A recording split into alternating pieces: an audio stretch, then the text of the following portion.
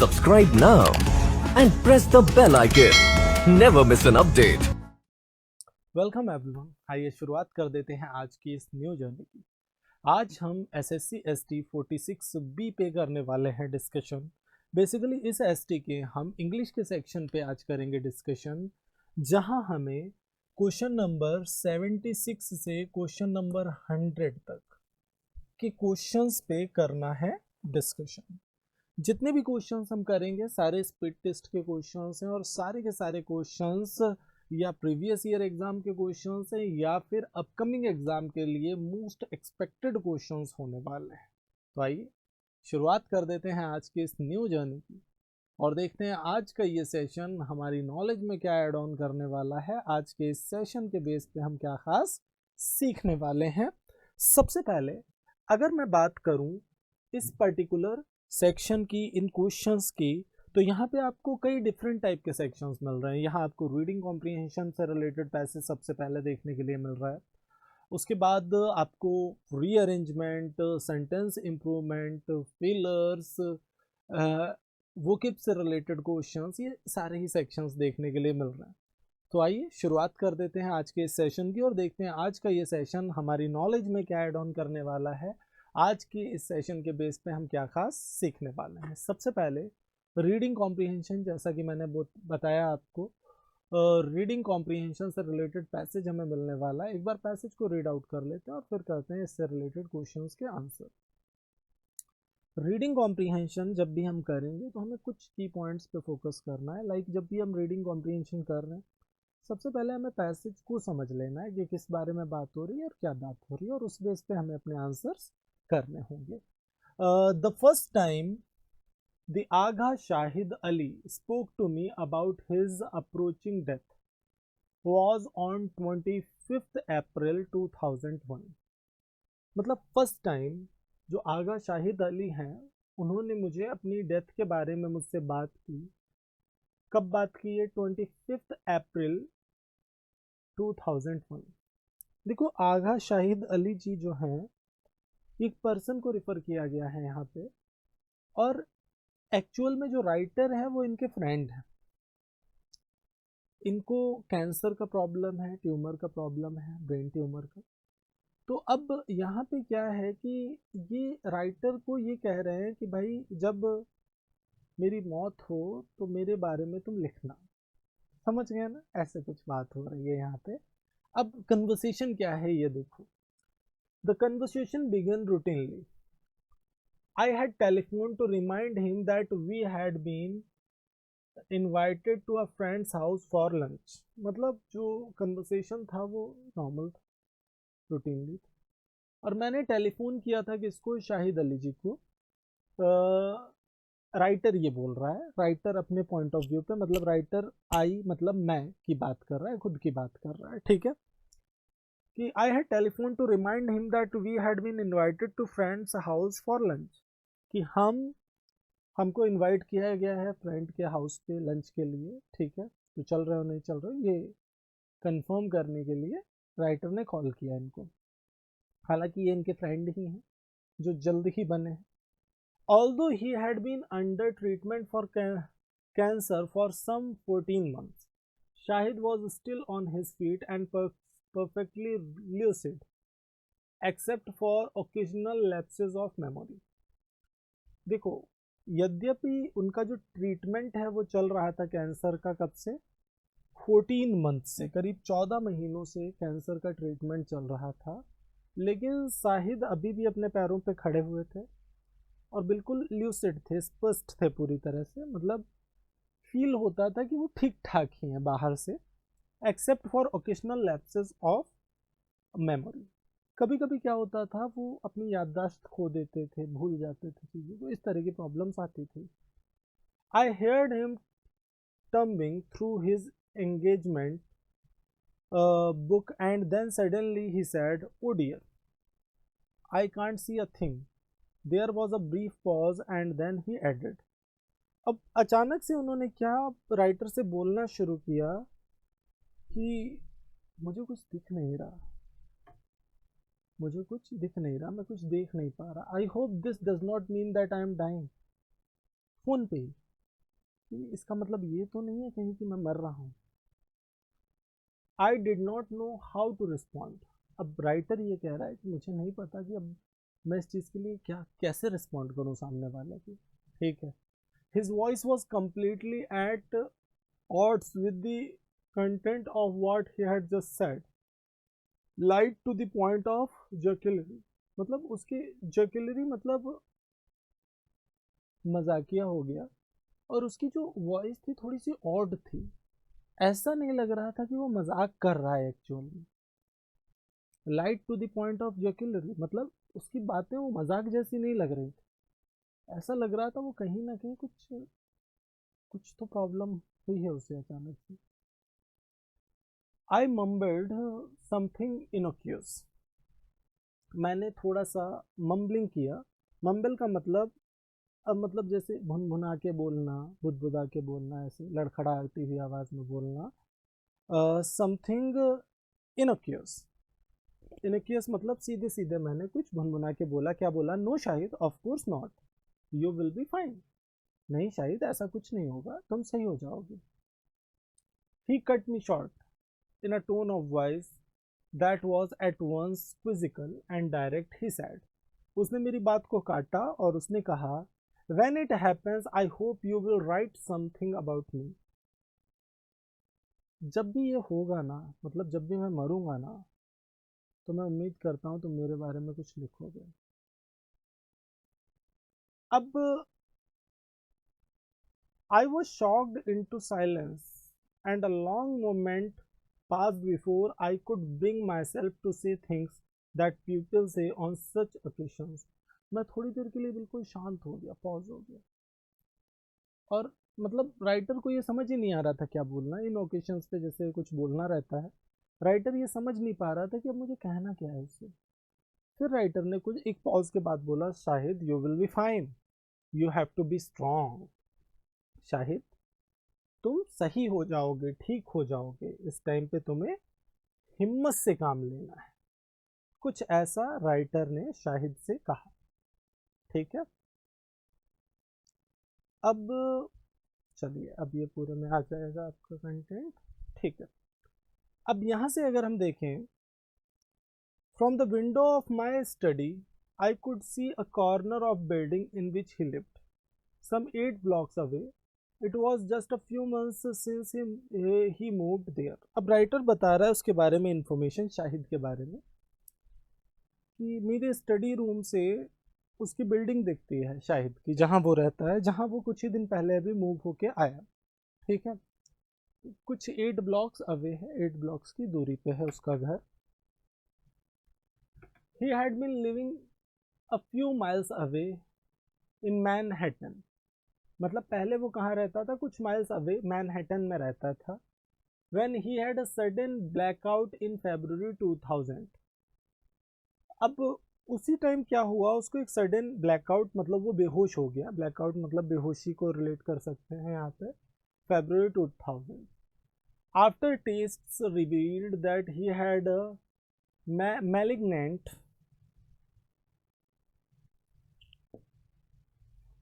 one second, he had a malignant brain tumor। malignant को हम असाध्य या उग्र से, तीव्र से रिलेट कर सकते हैं। Brain tumour. ही डिसाइडेड, बात शाहिद की हो रही है यहाँ पे, he decided to move to Brooklyn to be close to his youngest sister Samita, who teaches at Pratt Institute a few blocks away from the street where I live।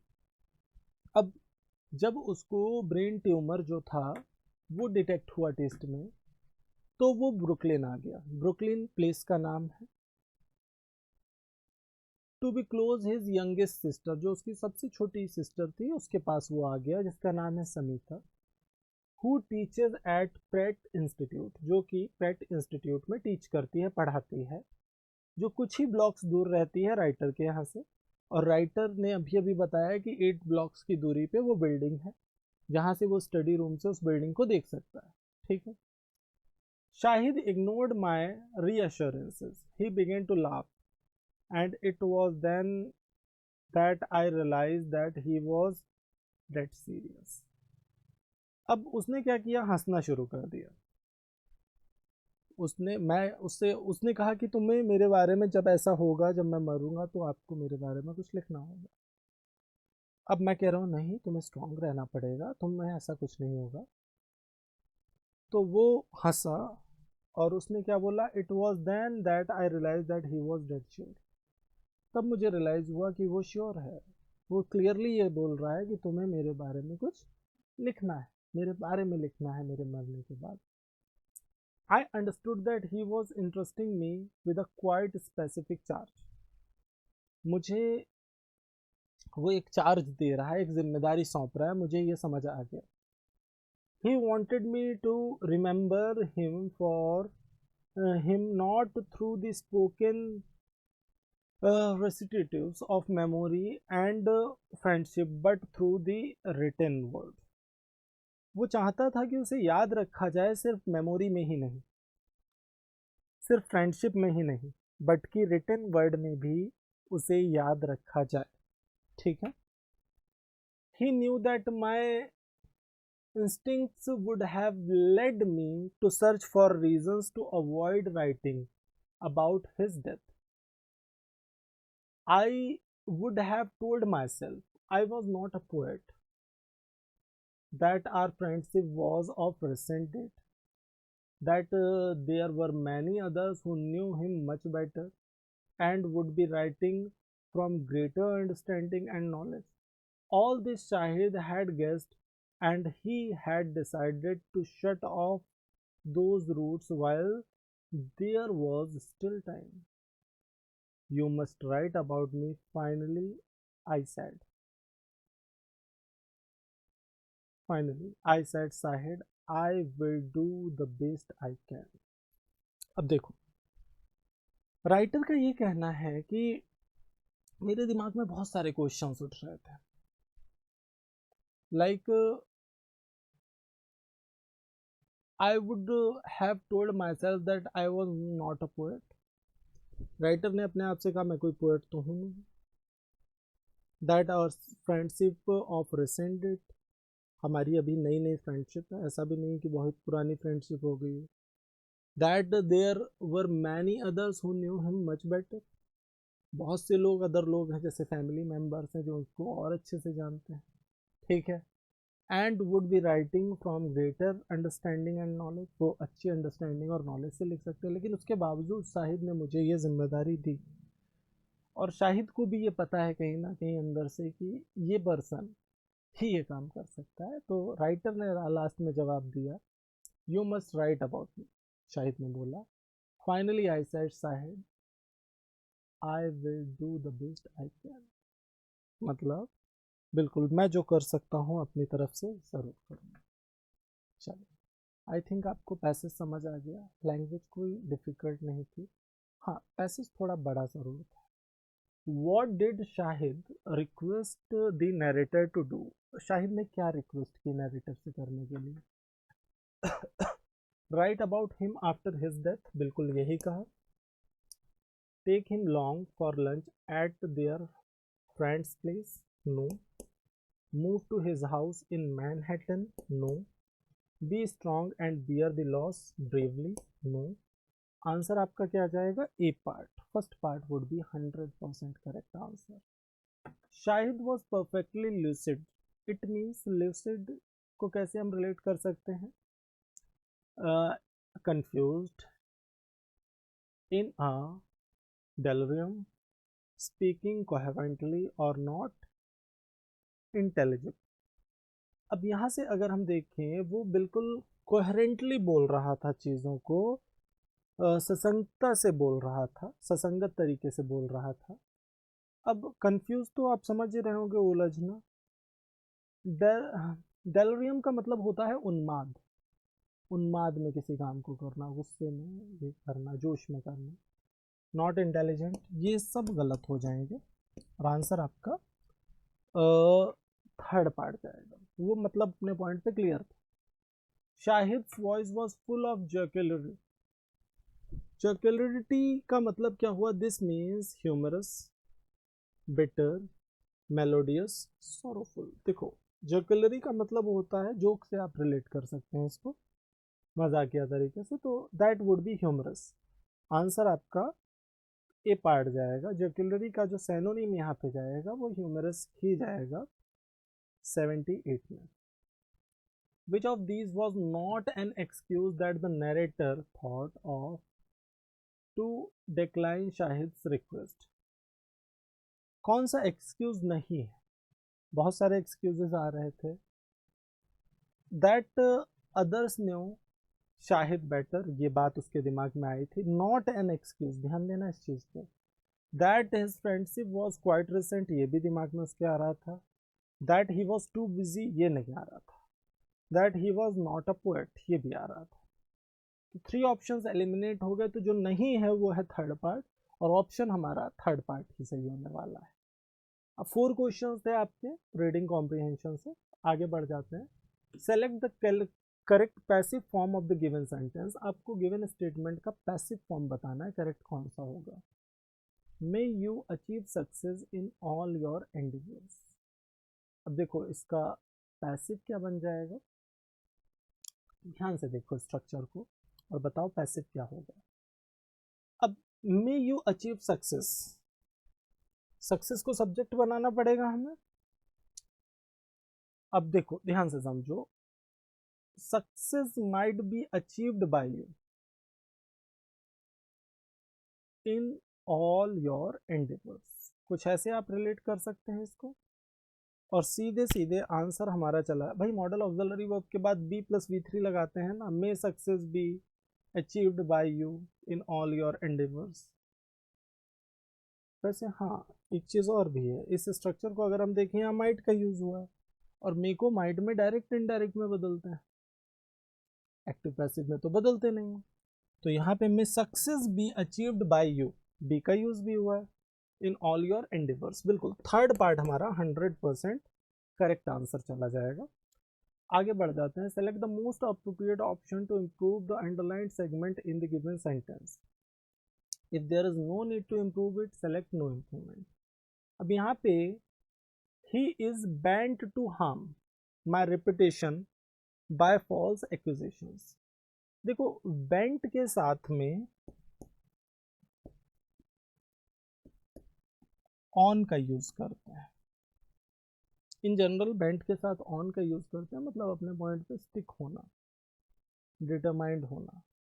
Bent on, और bent के साथ जैसे ही on का use करेंगे, आगे gerund आपको मिल जाएगा।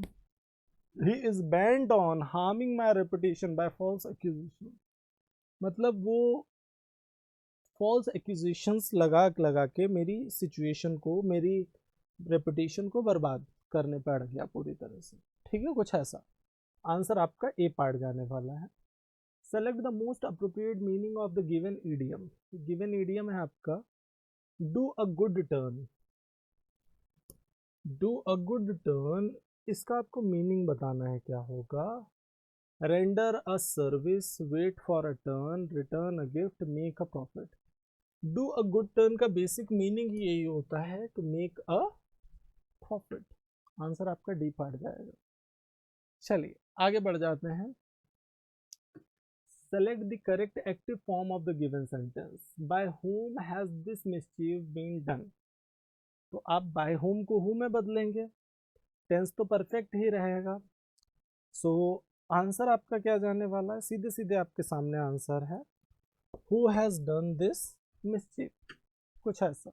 हैज बीन वाला ऑप्शन एलिमिनेट हो गया, डिड और इज होगा नहीं क्योंकि टेंस परफेक्ट है और परफेक्ट ही रहेगा एक्टिव में भी, टेंस चेंज होता नहीं है एक्टिव पैसिव में।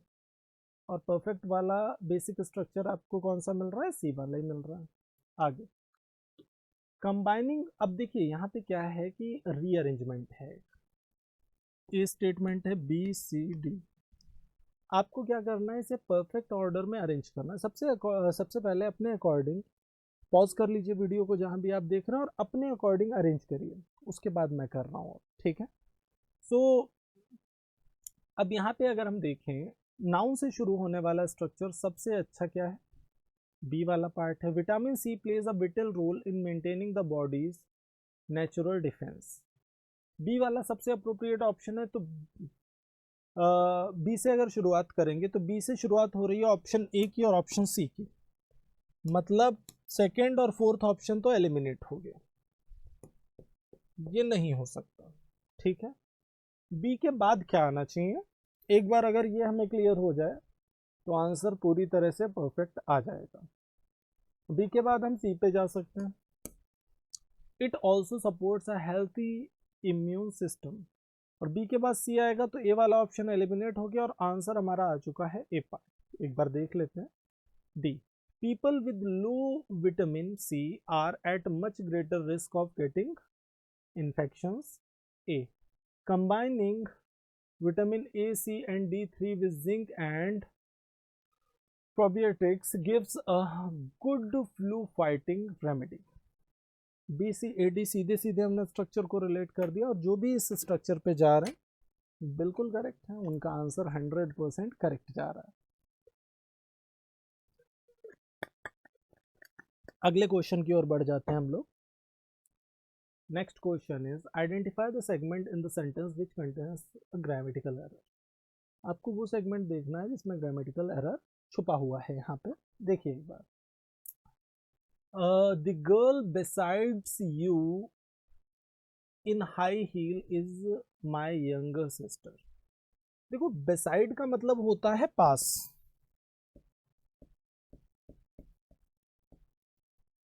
और अगर मैं बात करूं बिसाइड्स की, बिसाइड का मीनिंग हो गया पास, और बिसाइड्स का मीनिंग हो गया के अलावा। Like besides a car he has a bike, car के अलावा उसके पास बाइक भी है, कुछ ऐसा। अब यहाँ पे बिसाइड नहीं, बिसाइड्स नहीं, बिसाइड आएगा। The girl beside you in high heels is my younger sister, कुछ ऐसा। आंसर आपका क्या जाने वाला है? बेसाइड किस पार्ट में आपको मिल रहा है? बेसाइड्स डी पार्ट में मिल रहा है। इस बेसाइड्स को ही हमें बेसाइड में बदलना, आंसर डी पार्ट जाएगा। और जो भी डी पार्ट पिक कर रहे हैं बिल्कुल सभी का सिक्सा है, सभी का आंसर 100% करेक्ट है। अगला question, each one of them were wearing a mask for protection. देखो ईच या एवरी जब भी किसी स्ट्रक्चर में आ जाता है, इसके साथ आने वाला वर्ब हमेशा कैसा होता है? सिंगुलर वर्ब होता है। ईच या एवरी जब भी किसी स्ट्रक्चर में आ जाता है तो उसके साथ आने वाला वर्ब क्या होता है? सिंगुलर होता है। So each of them was wearing a mask for protection, कुछ ऐसा जाएगा स्ट्रक्चर, और आंसर आपका बिल्कुल बी पार्ट जाने वाला है। Second part would B correct answer. Identify the segment in the sentence which contains a grammatical error. Now आपको यह आइडेंटिफाई करना है कि किस इस स्ट्रक्चर में ग्रामेटिकल एरर क्या है। अगेन एरर डिटेक्शन का ही क्वेश्चन है। I looked him at the eye and told him all I knew. Actual में जो फ्रेज होता है वो होता है इन दी आई, सहमत होना सामने वाले से, अग्रीमेंट के साथ में सामने वाले से कुछ कहना। I looked him in the eye and told him all I knew, तो सबसे जो अप्रोप्रिएट फ्रेज है that is in the eye. At को आप इन से रिप्लेस करेंगे तब हमारा आंसर करेक्ट होगा, और अगर एट को आप इन से रिप्लेस करेंगे तो एट दी आई किस में मिल रहा है? हमें ए ऑप्शन में मिल रहा है। यही हमारा 100% करेक्ट आंसर होने वाला है। Next question 88, select the correct direct form of the given sentence. अब जो स्टेटमेंट दिया है वो इनडायरेक्ट स्पीच में है, इसका डायरेक्ट स्पीच क्या होगा? He told me not to jump to any conclusion. Told को सेड टू में बदलना है सबसे पहले तो हमें, तो टोल्ड टू वाला ऑप्शन कट गया। नॉट से स्ट्रक्चर शुरू नहीं होगा डायरेक्ट वाला, नॉट टू अगेन गलत हो रहा है, तो एक ही ऑप्शन बच रहा है ना, he said to me don't jump to any conclusion. B part would be 100% correct answer, जो भी पिक कर रहे हैं 100% करेक्ट। आगे, select the most appropriate option to improve the underlined segment in the given sentence. If there is no need to improve it, select no improvement. अब है क्या, आपको अंडरलाइंड पार्ट को इम्प्रूव करना है। किससे इम्प्रूव कर सकते हैं? You need to identify that. We would not dream to raise the price, dream to raise the price गलत हो जाएगा ना, dream of raising the price, कुछ ऐसा। ऑफ के साथ जेरेंड का यूज करेंगे, सीधी सी बात है। और आंसर हमारा 89 के लिए डी पार्ट जाने वाला है। आगे, but for their valour they would have been defeated. Valour means वीरता, ताकत होती है। बट फॉर ही बिल्कुल सही फ्रेज है यहाँ पे, except with, but about, because of their, नहीं। आंसर आपका जाएगा क्या, no improvement, but for their valour they would have been defeated, कुछ ऐसा। आगे बढ़ जाते हैं अगले क्वेश्चन की ओर। अगला क्वेश्चन हमारे सामने है राघव, अच्छा रीअरेंजमेंट का क्वेश्चन है आपके सामने। आपको अरेंज करना है स्ट्रक्चर को, एक बार देखिए अपने अकॉर्डिंग क्या हो सकता है इस स्ट्रक्चर का अप्रोप्रिएट आंसर। सबसे पहले अगर मैं इंट्रोडक्टरी पार्ट की बात करूं इस पर्टिकुलर क्वेश्चन के लिए, ठीक है, तो हम शुरुआत कर सकते हैं बी से। Raghav owned a small pet shop. B के बाद अगर हम बी से शुरुआत कर रहे हैं तो सीधी सी बात है, फर्स्ट ऑप्शन, थर्ड ऑप्शन और फोर्थ ऑप्शन तो एलिमिनेट हो गया, ठीक है। बी से शुरुआत की, फिर हम डी पे गए। ही sold cats, dogs, birds and fish in his shop. After that हम सी पे गए। He also did in fish food and bird seed. After that हम फोर्थ पे चले गए। Sometimes he even prescribed remedies for ailing pets. तो यहाँ पे अगर आप देखें बी डी सी ए, ये है हमारा परफेक्ट स्ट्रक्चर। और जो भी बी पार्ट पे जा रहे हैं बिल्कुल 100% करेक्ट है, उनका आंसर 100% करेक्ट जा रहा है। चलिए आगे बढ़ जाते हैं। Select the most appropriate one word substitution for the given words. State government by old people. देखो, state government by old, governed by old people अगर हम बोले तो जेरेंटोक्रेसी, इसका मतलब होता है वृद्ध तंत्र, बुजुर्गों का जो शासन है। ऑटोक्रेसी तानाशाही हो गया, ब्यूरोक्रेसी नौकरशाही की बात कर दी हमने, और अगर हम डेमोक्रेसी की बात करें तो लोकतंत्र हो गया। तो आंसर हमारा सबसे अप्रोप्रिएट क्या जाएगा, B part. B part would be 100% correct answer. Select the correct passive form of the given sentence. Structure आपको गिवन है, आपको इसका पैसिव फॉर्म बताना है, करेक्ट क्या होगा। We have finalised the site for our new factory. We have finalised the site for our new factory. अब आपको पैसिव बताना है क्या होगा। साइट को हमें सब्जेक्ट बनाना पड़ेगा, सभी में सब्जेक्ट है। The site for our new factory has been finalised, कुछ ऐसा। और हैज बीन फाइनलाइज्ड वाला ऑप्शन कौन सा है, एक ही है, सी वाला। तो वही आंसर होने वाला है 93 क्वेश्चन नंबर का। चलिए 94 की अगर हम बात करें, please wait for me at the coffee shop in case I am late, said Reema to her friend.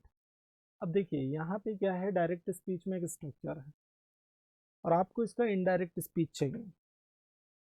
तो रीमा टोल्ड हर फ्रेंड, ये स्ट्रक्चर तो ऐसे ही जाएगा, टोल्ड के बाद टू आएगा नहीं, ट्रांजिटिव वर्ब है टोल्ड, ठीक है।